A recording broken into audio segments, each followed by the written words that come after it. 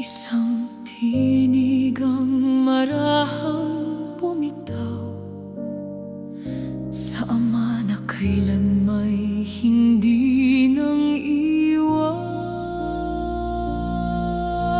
Ama, sa iyong mga kamay, salitang payapa, walang pangambang tunay sa bawat kirot na iyong dinanas.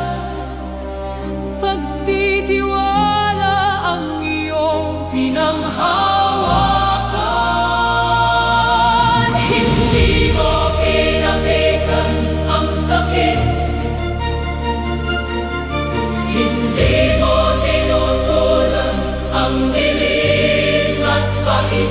Bagkus ang sarili mo'y iyong inialay sa Ama na tapat magmahal. Ako man ay napupuno ng takot kapag ang bukas ay hindi ko maabot.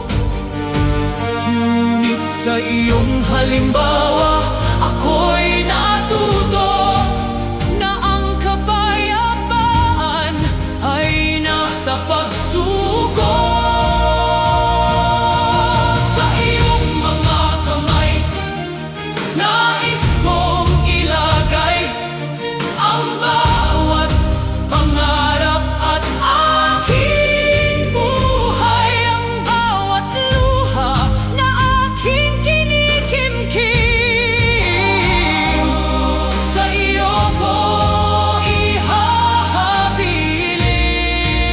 ihahabilin. At kung dumating ang sandali ng wakas, na ang lakas ko'y tuluyang kumupas, nawa'y masabi ko rin ng may galak, Ama, sa iyo ako'y ganap na nagtuturo.